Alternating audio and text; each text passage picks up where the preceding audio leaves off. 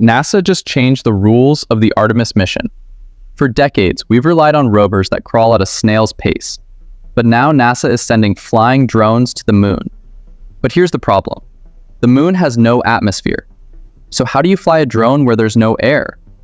Today, we're breaking down the high-stakes Moonfall mission and why this might be one of the most dangerous gambles NASA has taken in years. Why do we even need drones? Because of the permanently shadowed regions near the lunar South Pole. Some of these craters haven't seen sunlight in billions of years. Temperatures can plunge to nearly -400 degrees Fahrenheit. If a rover drives into one of these regions, it may never come back. But hidden inside those craters could be something NASA desperately needs for future moon bases: water ice. That's where Moonfall comes in. These aren't ordinary drones. You can't use propellers in a vacuum.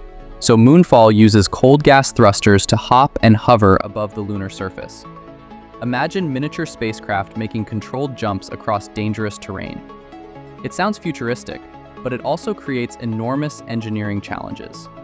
Lunar dust, known as regolith, is razor-sharp and extremely abrasive. If the thrusters kick up too much dust, the drones could damage their own sensors and navigation systems. And the stakes are bigger than just science.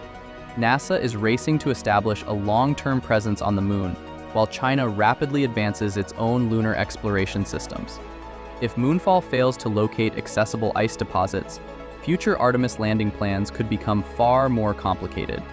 But there's another major problem: navigation. There's no GPS on the moon. These drones must navigate through darkness, using onboard sensors, LiDAR, terrain mapping, and autonomous AI systems. One software failure or navigation error could instantly destroy the mission. Still, if Moonfall succeeds, it could completely change how humans explore the moon.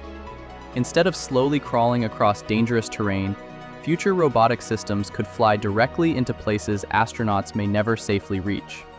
So what do you think? Is Moonfall a brilliant step toward a permanent moon base? Or is NASA taking a massive risk with unproven technology? Let me know in the comments below.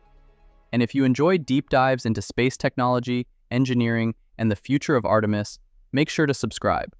I'm Ernest, and thanks for watching.